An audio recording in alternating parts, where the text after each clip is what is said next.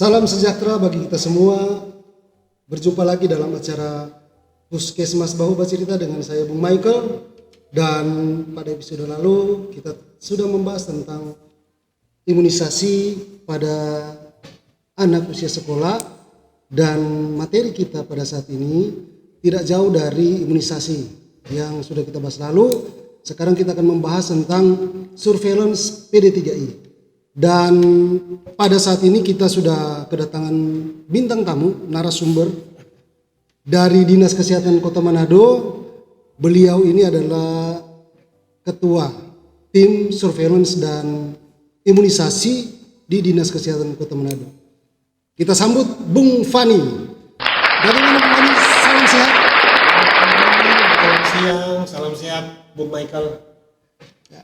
Sebelum kita lebih lanjut lagi membahas tentang surveillance PD3I, mungkin netizen di rumah ingin mengetahui latar belakang dari tamu kita atau Bung Fani ini pada saat ini.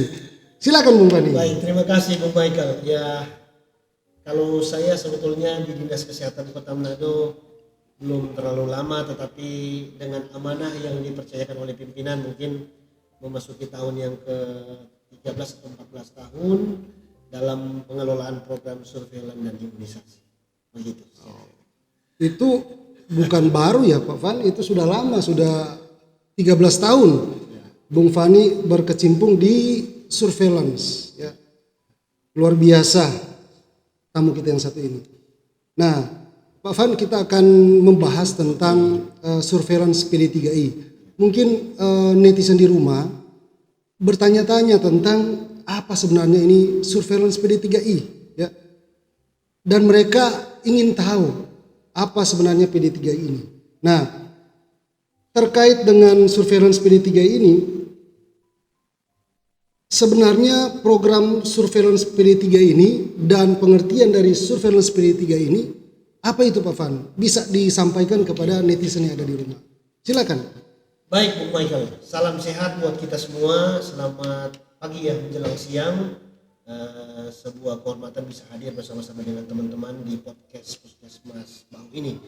Kalau kita bicara soal surveillance PD3I, tentu kita punya regulasi Pak Michael. Jadi ada namanya regulasi program kami, Peraturan Menteri Kesehatan nomor 45 tahun 2014. Ada aturan ya? Ada aturannya. Berarti bukan sembarangan. Bukan asal-asal ya Pak Michael, tapi memang ada aturan, ada regulasinya. Di PMK itu disebutkan bahwa sebetulnya kalau surveillance secara khusus, surveillance kesehatan itu merupakan sebuah kegiatan pengamatan yang dilakukan secara sistematis dan terus-menerus terhadap sebuah masalah kesehatan atau penyakit serta dampaknya di masyarakat. Dan informasi yang terkumpul itu mungkin bisa digunakan, dipakai oleh para pimpinan dalam rangka pengendalian dan pemberantasan penyakit tersebut.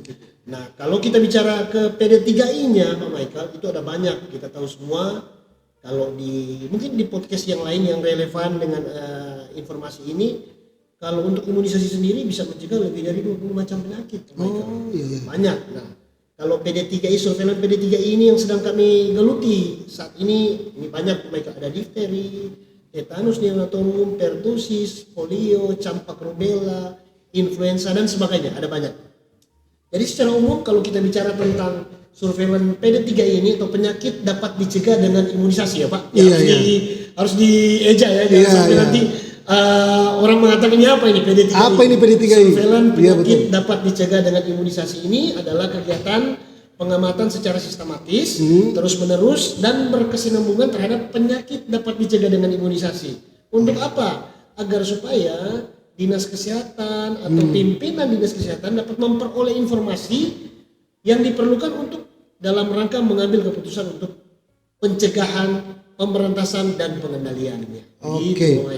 Iya, berarti PD3I ini berarti di dalamnya ada penyakit yang dapat dicegah dengan pemberian imunisasi ya. Iya, berarti kegiatan yang sementara dilaksanakan saat ini di sekolah bagi anak usia sekolah kan sekarang lagi giat-giatnya dilaksanakan pemberian imunisasi. Betul. Ya bagi anak sekolah. Berarti terkait juga dengan salah satu PD3I ini ya, penyakit-penyakit ini ya.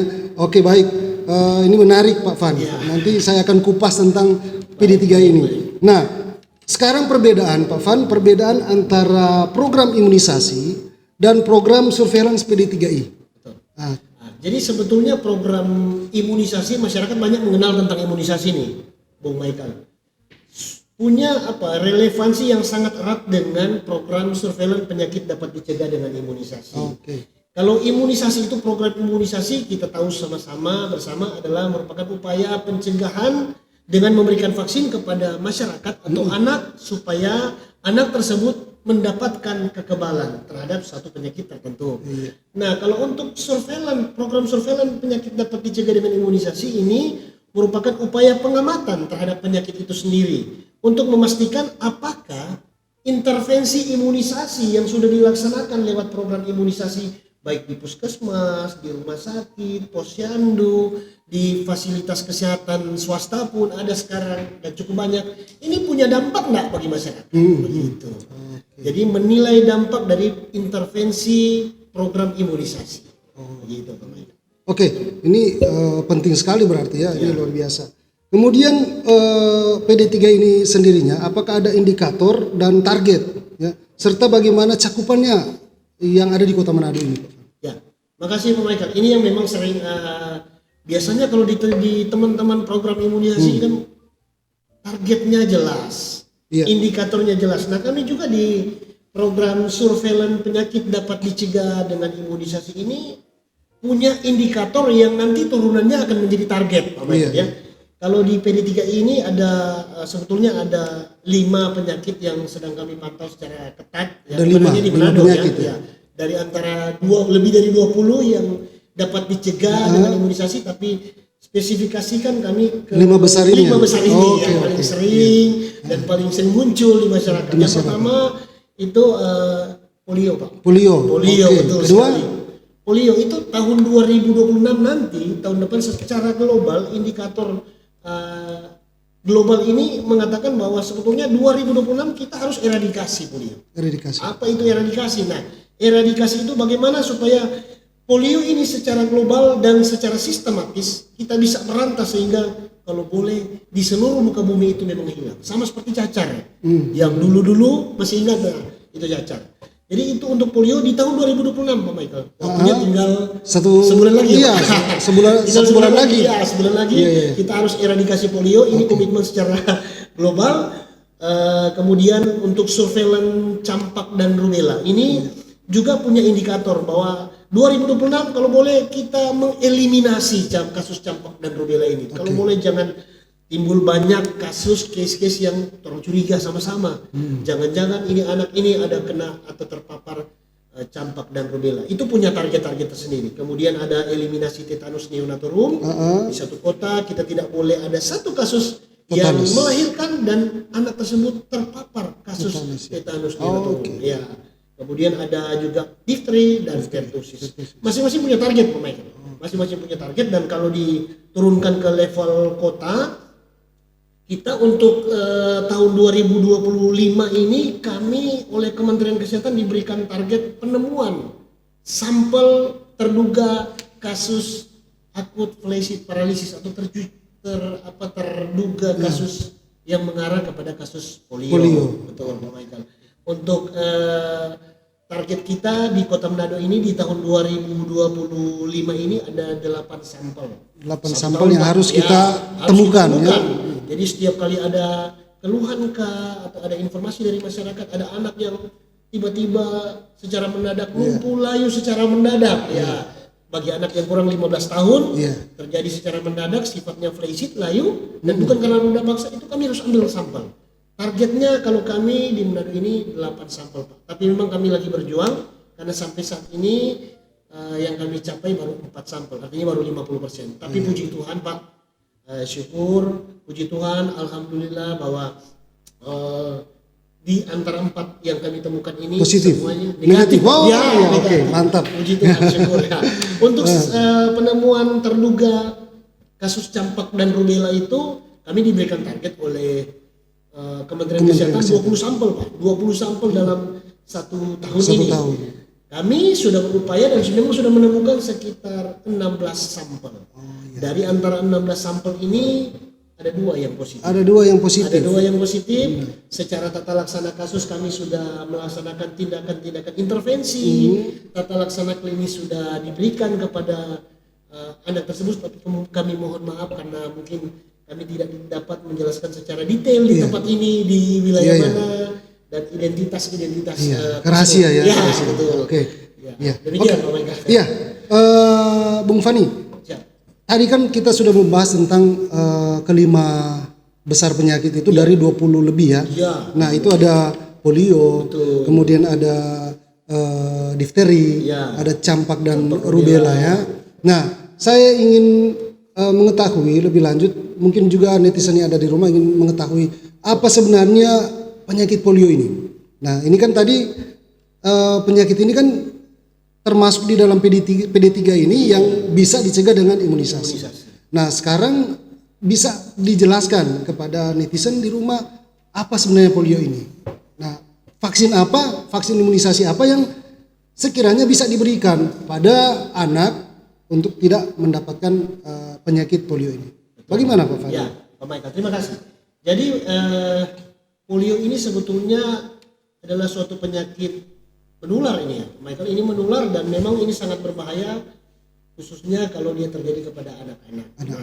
Sebabnya penularan polio itu kalau dicatat atau dari sisi program ya yang kami tahu bahwa polio itu menular dari air dan makanan yang tercemar.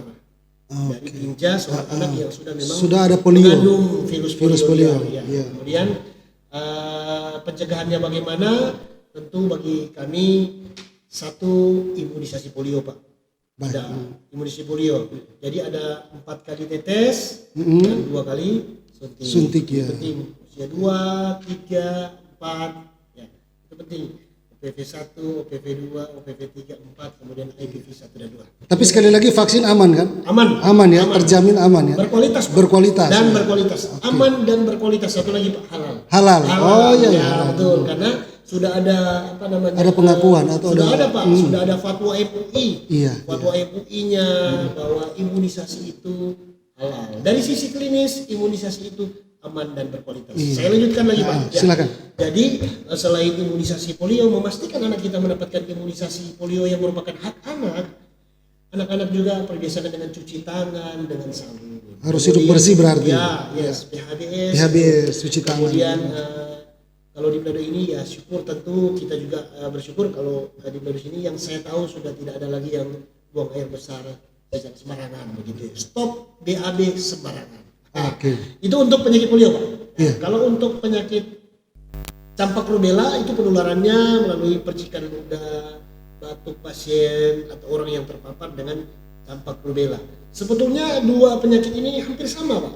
Campak dan rubella hampir sama, gejalanya hampir sama ya. Betul. Hanya perbedaan yang sangat signifikan dan cukup mendasar bahwa hati-hati kalau mungkin pada campak pada anak ini bisa dikategorikan dalam penyakit yang dapat sembuh sendiri. Namun untuk rubella, apabila memang anak tersebut telah terpapar rubella dan kemudian dia kontak dengan ibu hamil, itu bahaya sekali. Amat sangat bahayanya kepada siapa? Ibu hamil. Iya, terutama kepada ibu hamil ya. Janin daripada ibu hamil. Oh, janin yang janin yang ada di dalam kandungan itu yang bisa berbahaya. Apalagi di trimester terakhir, maka ancamannya serius Pak. Jadi janin ini ketika lahir mungkin dia bisa jadi bocor jantung, dia bisa jadi pengapuran otak, bisa tuli permanen, buta permanen, dan kecacatan yang bersifat permanen lainnya. Waduh, ini memang penyakit ini kalau ngeri juga ya Pak Fani. Nah, sebelum kita lanjut, saya akan menyampaikan kepada netizen di rumah, jika netizen ingin memberikan pertanyaan, itu bisa menghubungi nomor yang sudah ada ya, lewat WhatsApp Puskesmas Bahu. Nomor ini sudah ada di layar, silakan menghubungi nomor tersebut. Nanti kami akan menjawab setiap pertanyaan yang netizen sampaikan.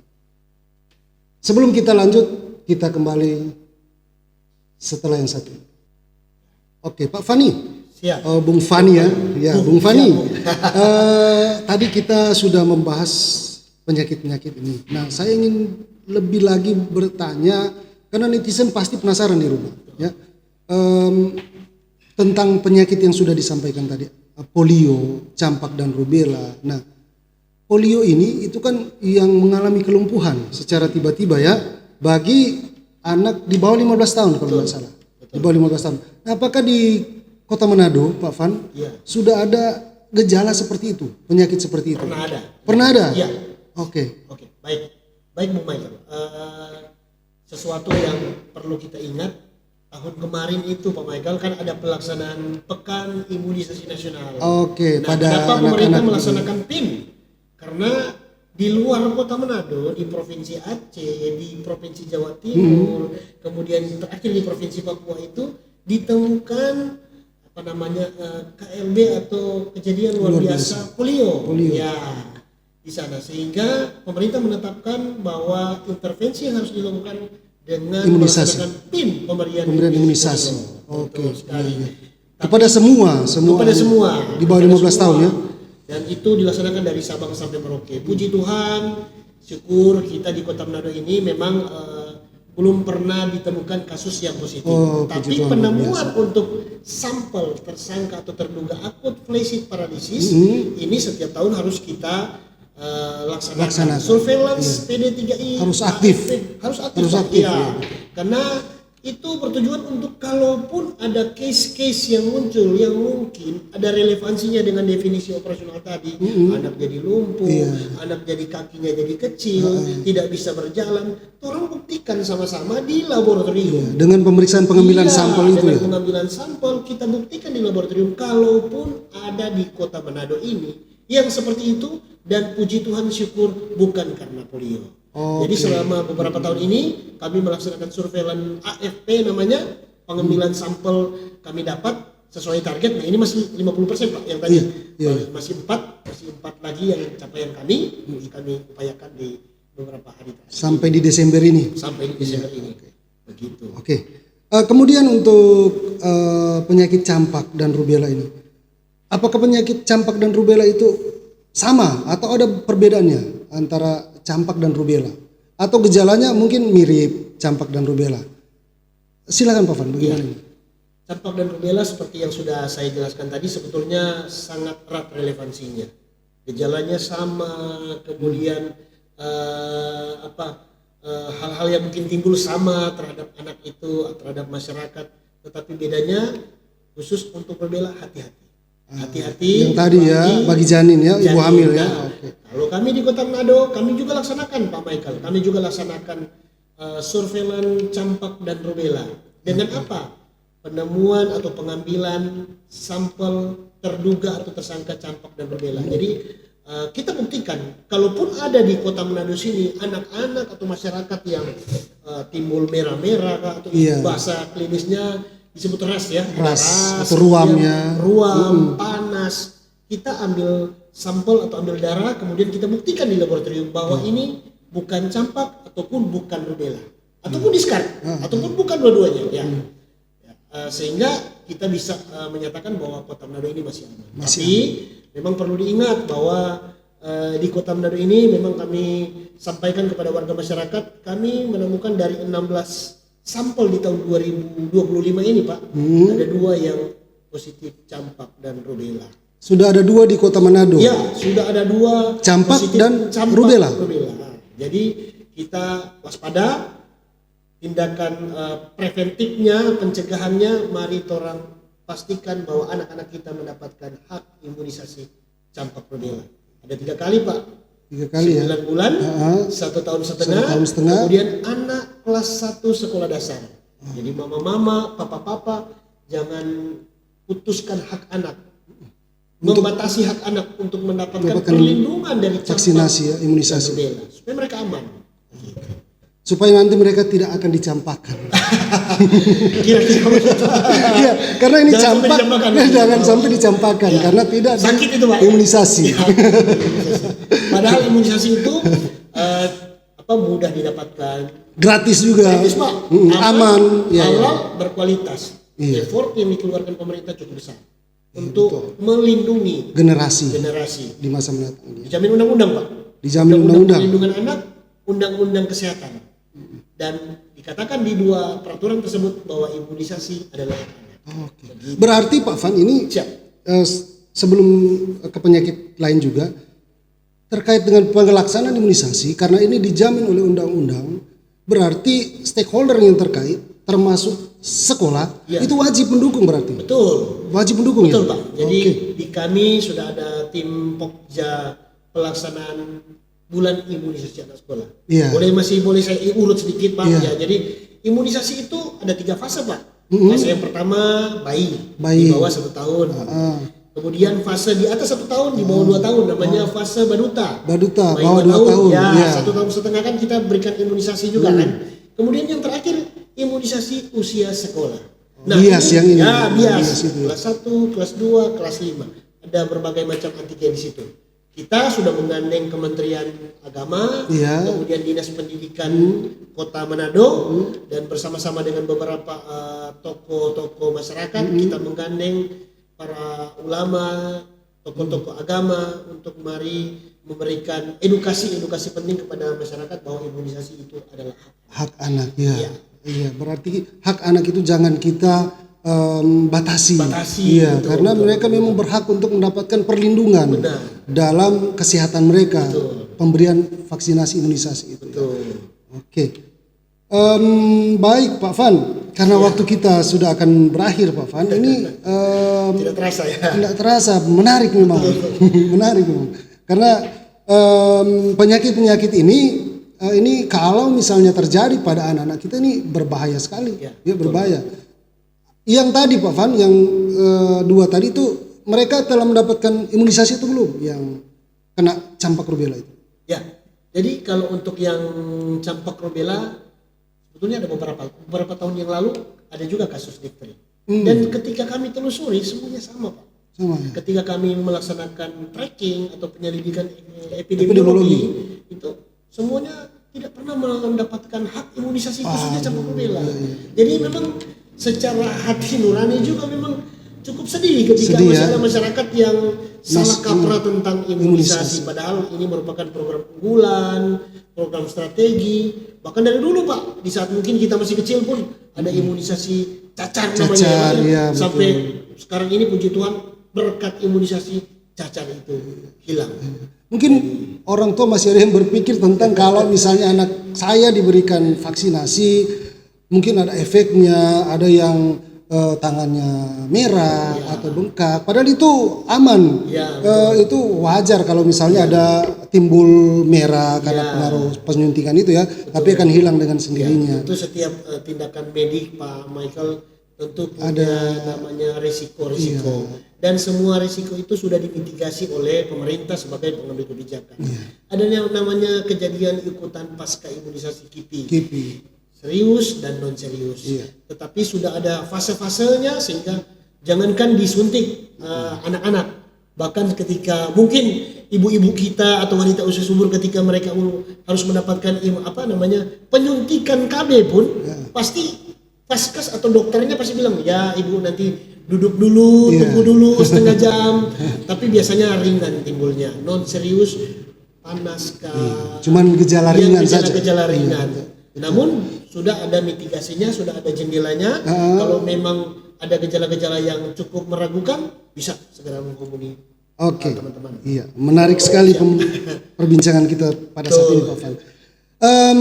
Ya, apa boleh dikata karena waktu akan berakhir.